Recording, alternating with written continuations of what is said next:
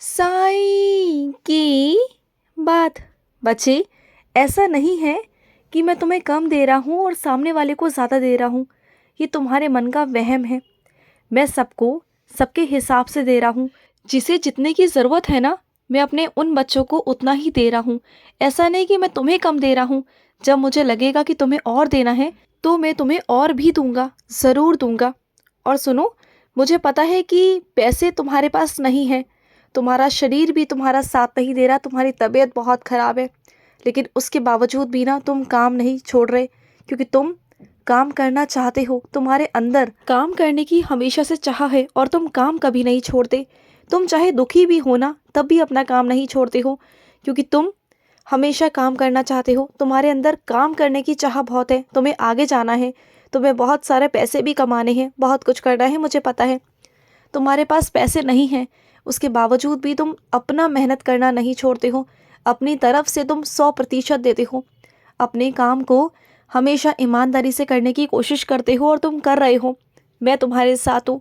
और सुनो, इसी से ना माँ लक्ष्मी तुम पर इतनी प्रसन्न हो गई है ना। तुम जिस तरीके से मेहनत करते हो, उनकी कृपा तुम पर हो चुकी है, बहुत कृपा। माँ लक्ष्मी ने तुम्हारी सेवा को कबूल किया है, स्वीकार किया है।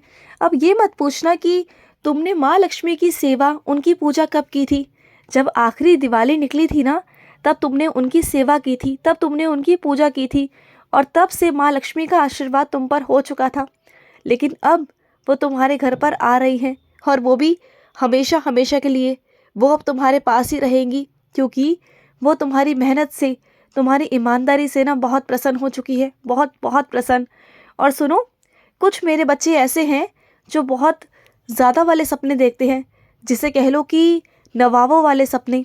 उन्हें ना वो सब कुछ चाहिए, नौकर चाकर, गाड़ी बंगला, सब कुछ, कि सब उनके आगे पीछे घूमे, सब कुछ करें। तो सुनो, सब मिल जाएगा। ऐसी बात नहीं कि ये सब नहीं मिलेगा, तुम्हें सब कुछ दे दूंगा। लेकिन हाँ, मैं तुम्हें कहीं का राजा तो नहीं बना सकता, लेकिन मैं तुम्हें उतना दे सकता हूँ कि तुम अपनी ज़िंदगी को बहुत अच्छे से आराम से काट सको। नवाबों वालों की तरह तो नहीं, लेकिन हाँ, उनकी तरह ही कुछ लगभग तुम्हें सब कुछ मिल सके। जो भी तुम्हारी इच्छा है वो सब कुछ तुम पा सको, तुम्हारी ज़िंदगी बेहतर बन सके। और एक बात सुनना, जैसी भी परिस्थिति तुम्हारी हो ना, कैसी भी हो, अपने मन को हमेशा शांत रखना, शांत रखने का प्रयत्न करना। अगर अपने मन को शांत रखोगे ना, तो तुम्हें सुकून मिलेगा, बहुत सुकून मिलेगा। और चाहे जैसी भी परिस्थिति हो, उन सब से लड़ने की तुम्हारे अंदर क्षमता आएगी, तुम लड़ पाओगे। और एक बात तुमसे कहना चाहता हूँ कि तुम्हें ऐसा लग रहा है ना कि तुम्हारे जो सुर हैं वो थोड़े से ख़राब हो चुके हैं पहले से। तो एक काम करो, मेरा भजन करना शुरू कर दो, शुरुआत कर दो। अब तुम्हें कहाँ से कहाँ लेकर जाना है, ये सारी जिम्मेदारी मेरी है। बस तुम शुरुआत करो, मेरी जिम्मेदारी है कि मैं तुम्हें कहाँ से कहाँ लेकर जाऊँगा। तुम्हें कहाँ लेके जाना है, किसके साथ लेके जाना है, किस मंडली में शामिल करवाना है, वो सब हो जाएगा। मैं तुम्हें किसी ऐसी मंडली में शामिल करवाऊँगा जहाँ सिर्फ मेरे ही गीत होंगे, जहाँ सिर्फ मेरा ही नाम होगा।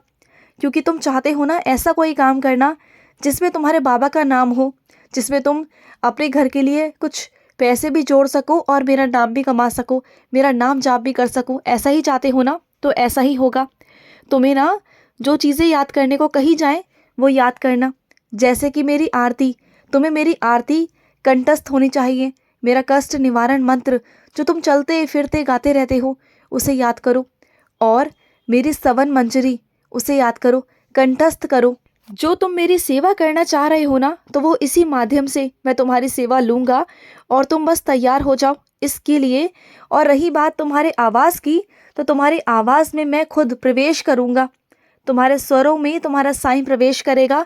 और जो तुम्हारे मुख से आवाज़ निकलेगी, जो तुम्हारे मुख से ध्वनि होगी, वो सब मेरी होगी। मैं ही तुम्हारे ज़ुबान पर आके, तुम्हारी आवाज़ में आकर साक्षात विराजित हो जाऊंगा। तुम बस करना, बस करना, और फिर देखना, तुम्हारी इस मीठी आवाज़ से लोग इतने पागल हो जाएंगे, इतने दीवाने हो जाएंगे ना, कि कहेंगे कि हाँ, साक्षात साईं हैं। तुम बस करो, तुम्हारा गुणगान भी होगा और साथ ही साथ तुम्हारे साईं का भी होगा, और तुम अपने बाबा की सेवा भी कर पाओगे। और तुम जिन दुनिया के ख्यालों में ना अपनी इच्छाओं को मार देते हो ना, अब वो तुम्हें नहीं मारना पड़ेगा। तुम्हें सब मिलेगा, तुम्हें प्यार, तुम्हें सम्मान, सब मिलेगा। और कभी कभी ना तुम वैसी दुनिया में चले जाते हो जहाँ तुम्हें ऐसा लगता है कि वहाँ से तुम्हें प्यार मिल रहा है, उम्मीद मिल रही है, सम्मान मिल रहा है, लोगों का बहुत प्यार मिल रहा है, और ऐसी दुनिया में तुम खो जाते हो। और जब तुम ऐसी दुनिया से टूट कर वास्तविक की दुनिया में आते हो ना, तो तुम बिखर जाते हो, टूट जाते हो। तुम्हें ऐसा लगता है कि जैसे अब कुछ है ही नहीं, सब कुछ बिखर गया। क्यों ऐसा क्यों सोचते हो तुम? क्यों तुम्हें सब कुछ मजाक सा लगता है? ऐसा नहीं है मेरे बच्चे। जो तुम सपने में सोचते हो ना, वो वास्तविकता में भी हो सकता है। क्यों? वास्तविकता में तुम मुझ पर क्या विश्वास नहीं करते हो? जितना तुम कल्पना में जब सोचते हो ना, तब तुम्हारा विश्वास मुझ पर दृढ़ होता है, तब वो सब चीज़ें तुम्हारे साथ घट रही होती हैं। तो वास्तविकता में तुम दुखी क्यों होते हो? तुम परेशान क्यों होते हो? वास्तविकता में बल्कि तुम्हें मुझ पर विश्वास करना चाहिए कि जो तुम्हारे सपने हैं, जो तुम्हारे सपने हैं, मैं उसे पूरा करूँगा। दुखी क्यों होते हो? देखो, तुम लाखों में, हज़ारों में एक बच्चे हो मेरे, बहुत प्यारे बच्चे हो मेरे, और तुम्हें मैं कैसे भी नहीं छोड़ूंगा, कैसे भी नहीं। बस क्या है ना, तुम्हारे कुछ फैसले ऐसे हैं जो तुम्हें लेने हैं। निश्चित ही तुम्हें अपना कदम आगे बढ़ाना है, और तुम्हें बहुत सारे ऐसे मौके दूंगा, बहुत सारे मौके जो तुम कर पाओगे, और ऐसे ऐसे उत्सव मना पाओगे, जश्न मना पाओगे जो तुम चाहते थे और तुम्हारा मन था कि तुम मनाओ, तुम करो, तो तुम करोगे, ज़रूर करोगे। और तुम्हारे अधूरे सपनों को मैं पूरा करूँगा। हज़ार बार तुमसे कह चुका हूँ, और आज भी कह रहा हूँ कि तुम्हारे सपने मैं पूरे करूँगा, तुम्हारे अधूरे सपने मैं पूरे करूँगा, तुम्हारा साईं करेगा। तुम बस मुझ पर विश्वास रखो, अपने बाबा पर विश्वास रखो। और सुनो, कुछ ही दिनों के अंदर ही अंदर ना, तुम ना बहुत जल्दी एक बच्चे को जन्म देने वाले हो मेरे बच्चे, और वो मेरा ही अंश होगा, मेरा ही बहुत प्यारा बच्चा होगा जो तुम्हारे घर में प्रवेश करने वाला है। और उसके आने से ना, घर में चहल पहल हो जाएगी, घर में रौनक हो जाएगी, घर में तुम्हारे रौनक आ जाएगी। और उस बच्चे के चेहरे पर इतना तेज होगा, इतनी रौनक होगी ना, कि तुम खुद कहोगे वो बच्चा बचपन से ही बहुत बुद्धिमान होगा, बहुत तेज़ होगा दिमाग का, और वो हर चीज़ में अव्वल रहेगा, क्योंकि मेरा आशीर्वाद रहेगा उस बच्चे पर हमेशा से। और सुनो, तुम जिन कानूनी कार्यवाही में पड़े हुए हो ना, तुम्हें लग रहा है कि तुम्हारा कुछ भी नहीं हो रहा, तुम्हारा जो मामला है वो कमज़ोर पड़ता जा रहा है और सामने वाले का भारी। तो चिंता मत करो। जैसे तुम्हें लग रहा है ना कि तुम्हारा मामला कमज़ोर है, तुम्हें कोई गवाह नहीं मिल रहा है, तुम्हें कोई सबूत नहीं मिल रहा, सब हो जाएगा, सब तुम्हारी तरफ हो जाएगा। चिंता मत करो, जो फैसला आएगा वो तुम्हारे पक्ष में आएगा। तुम हारोगे नहीं, और ना मैं तुम्हें हारने दूंगा। तुम चिंता मत करो। अभी शुरुआती दौर में थोड़ा तुम्हें लग रहा है कि तुम कमज़ोर पड़ रहे हो, लेकिन तुम कमज़ोर नहीं हो।